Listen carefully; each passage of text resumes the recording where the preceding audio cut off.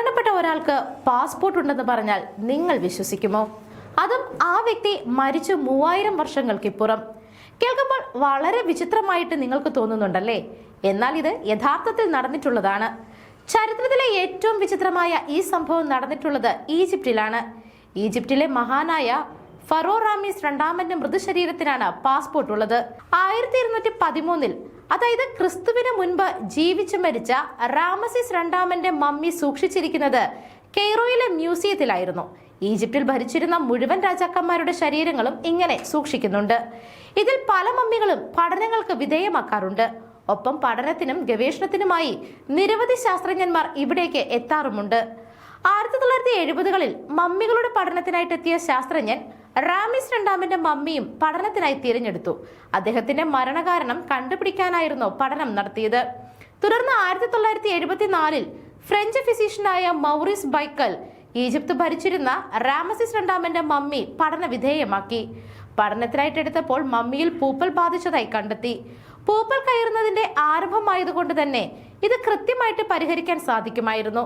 പരിഹാര നടപടികൾ കൃത്യമായി ചെയ്തില്ല എങ്കിൽ ചരിത്രത്തിൽ തന്നെ പ്രധാനപ്പെട്ട അവശേഷിപ്പ് മുഴുവനായി നശിച്ച് നഷ്ടപ്പെടുമെന്നത് ഉറപ്പാണ്. തുടർന്ന് റാമീസ് രണ്ടാമന്റെ മമ്മിയുടെ പൂപ്പൽ പരിഹരിക്കാനായിട്ട് ഗവേഷകന്മാർ ഫ്രാൻസിലെ പാരീസിലേക്ക് കൊണ്ടുപോകാൻ തീരുമാനിച്ചു. മമ്മിയുടെ നിലവിലെ പ്രശ്നങ്ങളും പരിഹാര മാർഗങ്ങളും ഗവേഷകർ അന്നത്തെ ഭരണകൂടത്തെ അറിയിച്ചു. എന്നാൽ ഭരണകൂടത്തിന് അത് ഒട്ടും ഉൾക്കൊള്ളാൻ സാധിച്ചിരുന്നില്ല.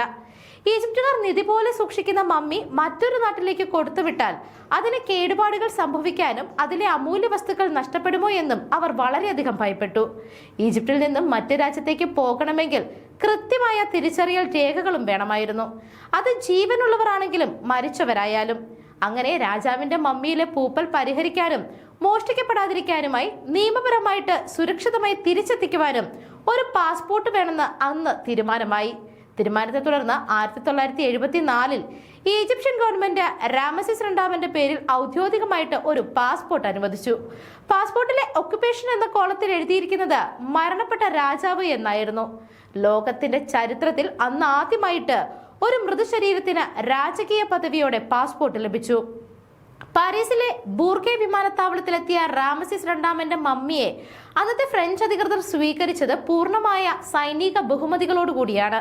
ഒരു വിദേശ രാജാവിന് നൽകുന്ന എല്ലാ ആദരവും അവർ ആ മമ്മിക്ക് കൊടുത്തു. തുടർന്ന് പരിശോധനകളും ചികിത്സകൾക്കും ശേഷം പൂപ്പൽ ബാധ നീക്കം ചെയ്യുകയും മമ്മിയെ സുരക്ഷിതമായിട്ട് ഈജിപ്തിലേക്ക് തിരിച്ചെത്തിക്കുകയും ചെയ്യുകയായിരുന്നു.